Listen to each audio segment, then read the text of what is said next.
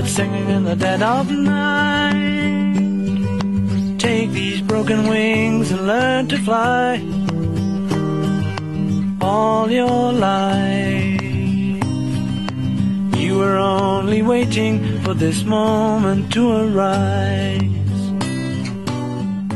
Hi everybody, thanks so much for joining us. I'm your host, Josh Powers, and I'm here to interview an amazing lady, Julie Hipp, a mom of a child on the autism spectrum.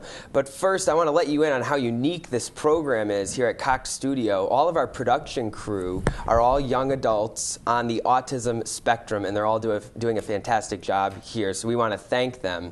And now please welcome my guest, Julie Hipp, who is a member of the board on the Connecticut Autism Spectrum Resource Center, which is also known as ASRC.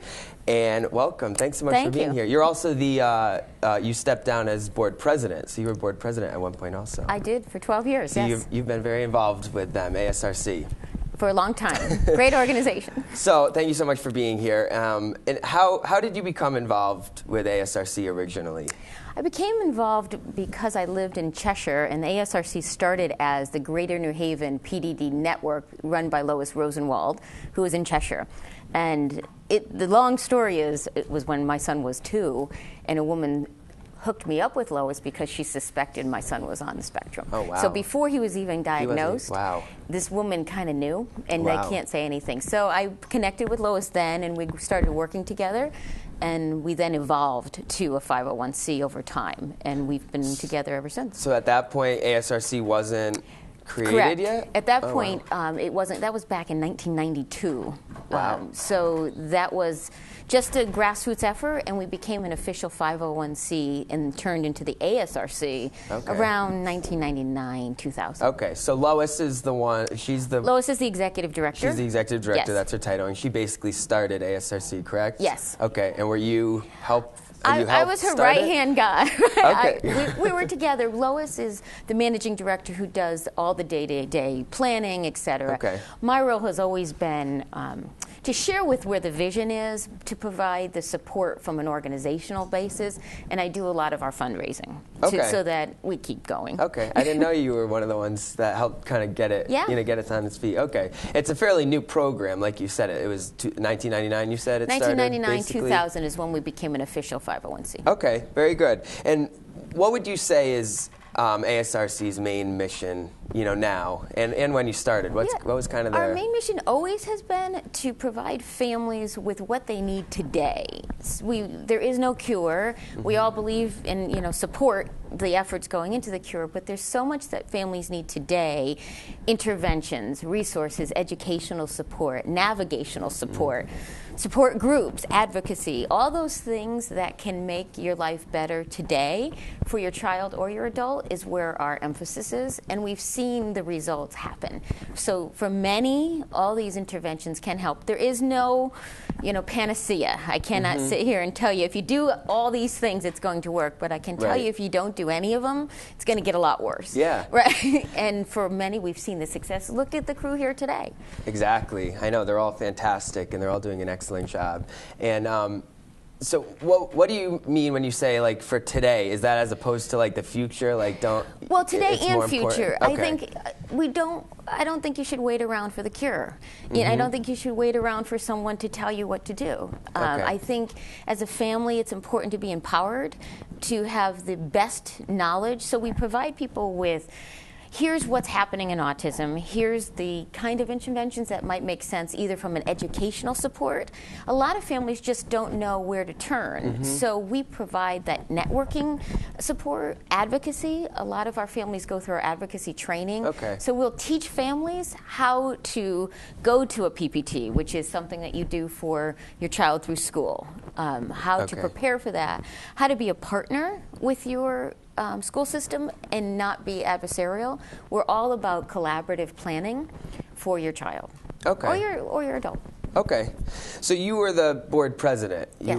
You were president of The ASRC. And so what did that involve? What was that like? I mean, does it differ really what you're doing now, would you say? I still do the same.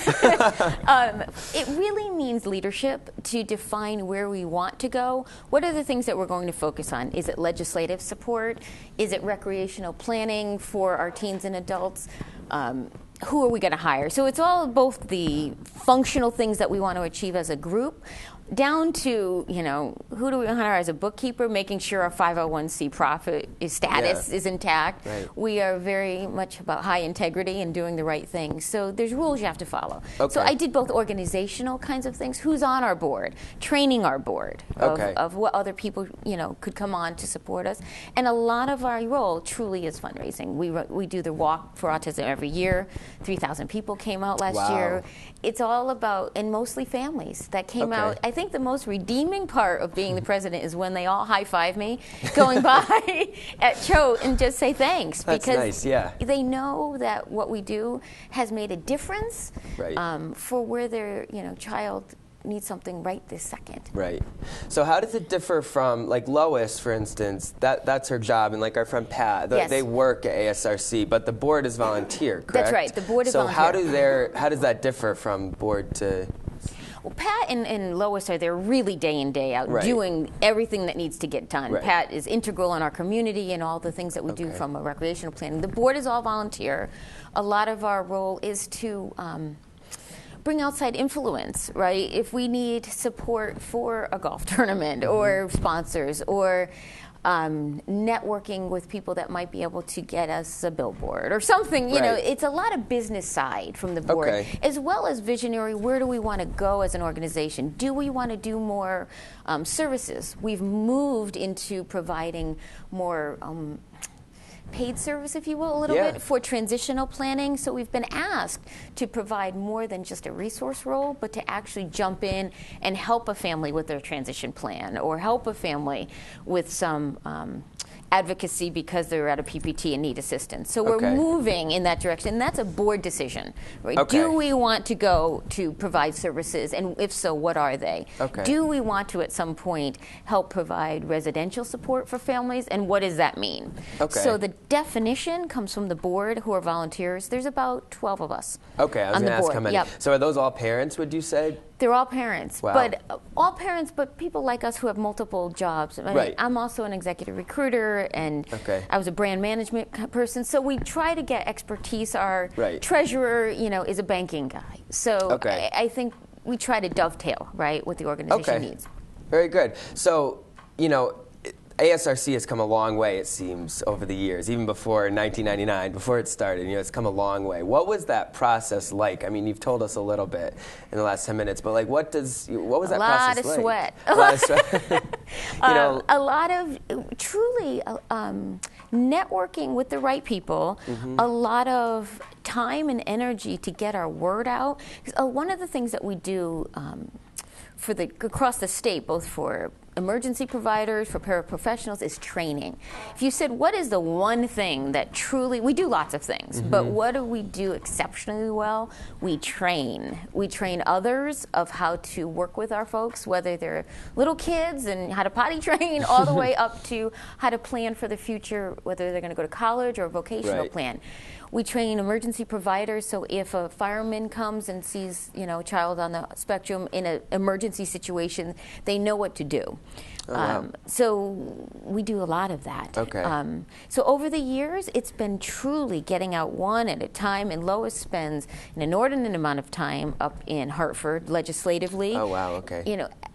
Being a voice of the people with autism, saying what are the services that we need. ASRC was the development of the Autism Pilot Group, which is phenomenal. It's a unique model, which the pilot, for 1 second, is a service through Department of Developmental Disability, sorry. That's good. Long words here. That is meant to determine and work with adults on the spectrum one-on-one of what they need in order to be successful in a transitional and employment, whatever it means at an adult level. Lots is there, and that wasn't true for 10 years ago. I think we've done a great job getting services for younger children, and we never will stop that. But there was this big gap of, now what do you do after you turn 21. There wasn't anything. Right. So a lot of emphasis, and all of our kids are growing up. When my son was Right. diagnosed, it was 1 in 10,000 was the incidence. Wow. Today it's at 1 in 110. Wow. They're growing up, right? So